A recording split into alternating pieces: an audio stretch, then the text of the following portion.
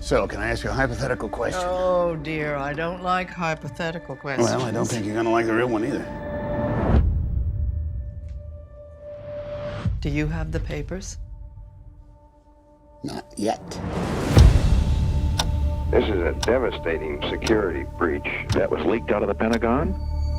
The most highly classified documents of the war. The Times has 7,000 pages detailing how the White House has been lying about the Vietnam War for 30 years. The way they lied, those days have to be over. Okay, people are concerned about having a woman in charge of the paper, that she doesn't have the resolve to make the tough choices.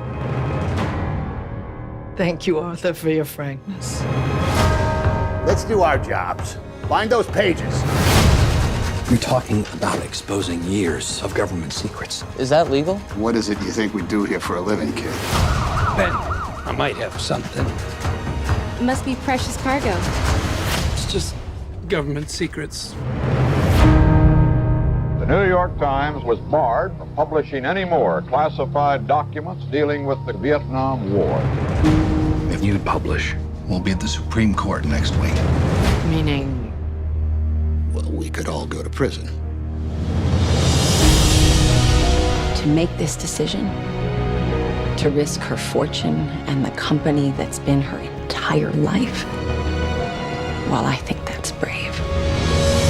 If the government wins, the Washington Post will cease to exist. If we don't hold them accountable, who will? We can't hold them accountable if we don't have a newspaper. Nixon will muster the full power of the presidency, and if there's a way to destroy you, by God, he'll find it. I'm asking your advice, Bob, not your permission.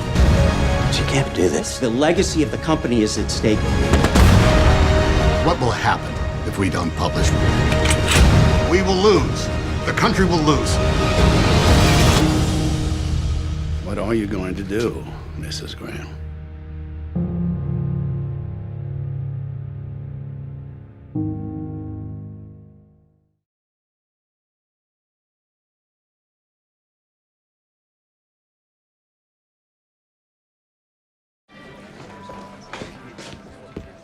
So, can I ask you a hypothetical question? Oh, dear, I don't like hypothetical questions. Well, I don't think you're gonna like the real one either. Do you have the papers? Not yet. Oh, gosh, because you know the position that would put me in. You know, we have language in the prospectus. Yeah, I know that the bankers can change their mind. And I know what is at stake. You know, the only couple I knew that both Kennedy and LBJ wanted to socialize with was you and your husband, and you owned the damn paper. But that's the way things worked.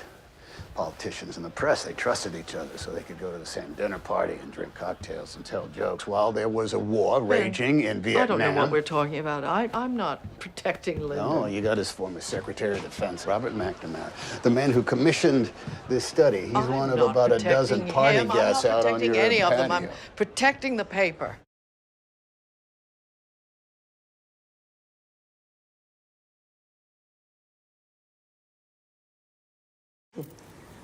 We've been through a lot, haven't we? You and Marg were there for me. The lowest point of my life. You helped me. You selected my entire board. You're my most trusted advisor. My dear friend. But my feelings about that and about you can't be part of this decision to publish or not. I'm here asking your advice, Bob, not your permission. Well, then, as one of your most trusted advisors and someone who knows how much you care about this company, I'm worried, okay? You know, I worked in Washington for 10 years. I've seen these people up close. Bobby and Lyndon, they were tough customers, but Nixon is different. He's got some real bad people around him, and if you publish, he'll get the very worst of them. The Colsons and the Ehrlichmans, and he'll crush you. I know, he's just awful, but Nixon's a son of a bitch. He hates you. He hates Ben. He's wanted to ruin the paper for years, and you will not get a second chance, Kay? The Richard Nixon I know will muster the full power of the presidency, and if there's a way to destroy your paper, by God, he'll find it.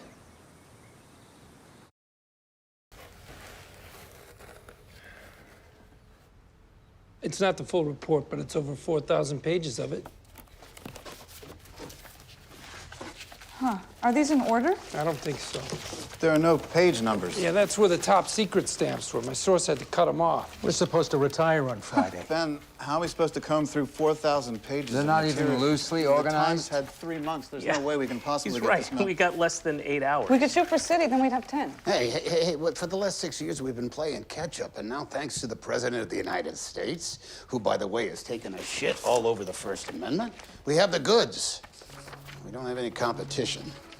There's dozens of stories in here. The Times has barely scratched the surface. We have 10 hours till the deadline, so we dig in.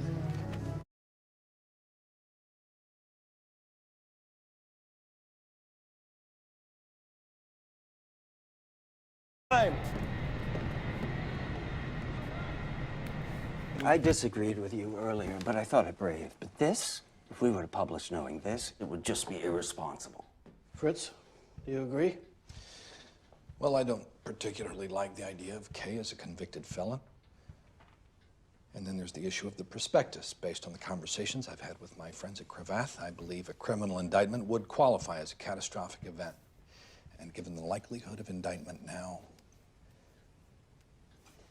Kay, it could... Yes, I understand. We have a responsibility to the company, to all the employees, and to the long-term health of the paper. Absolutely, Kay. Yes. However,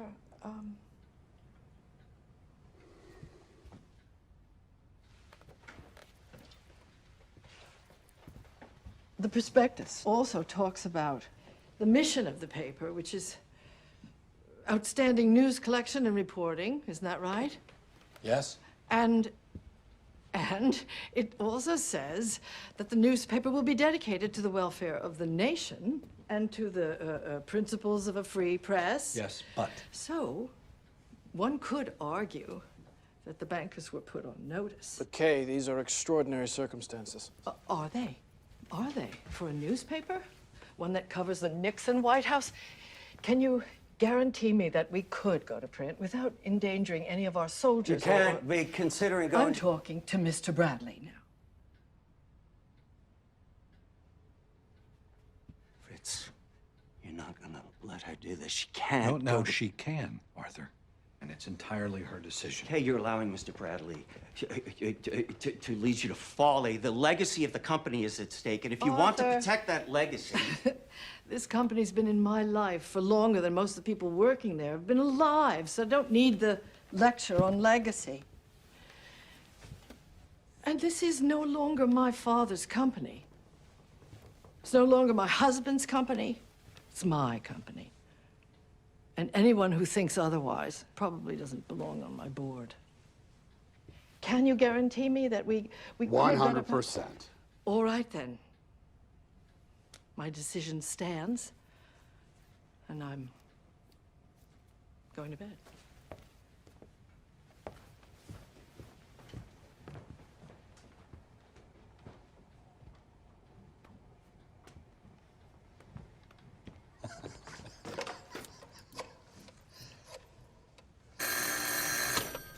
It's Ben Bradley. Run it. Yes, sir. Start it up.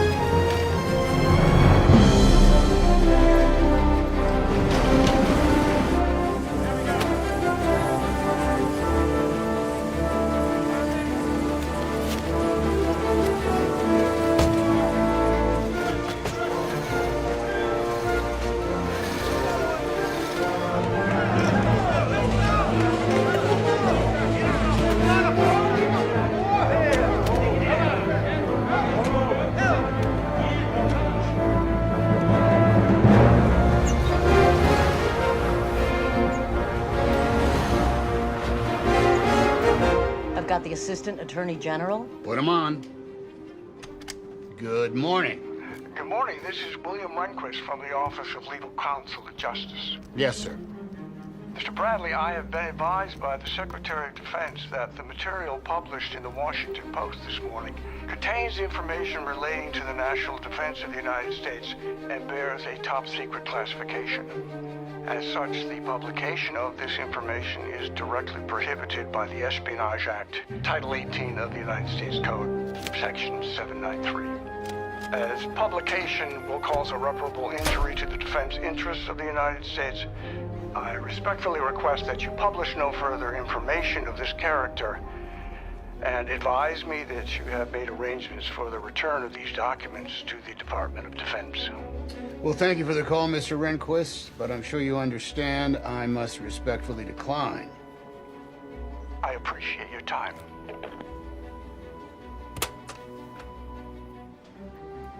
What's next? We're going to court today.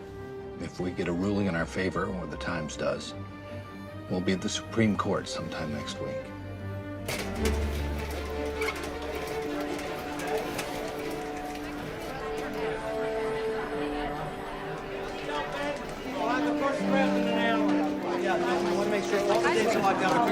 We're focusing on Johnson.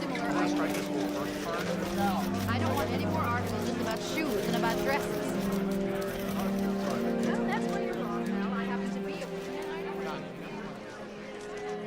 Your Honor, the stories published in the Times and other Post have created a diplomatic and security disaster for the United States. How exactly have these papers created a diplomatic disaster? Why would other countries talk to us in confidence if secrets like this can be leaked? So does this make it difficult for the president to govern? If the president can't keep secrets, he can't govern. Nothing less than the integrity of the presidency is at stake. Yes, I know. I'm sure it has rattled investors, Jerry. That's why I'm calling you. Yes, I understand a number of them have considered pulling out, but we feel... Of course, I stand behind the decision.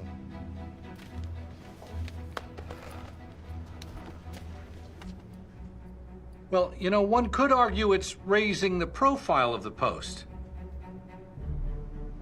Would the Post have published military plans for D-Day if they'd had them in advance?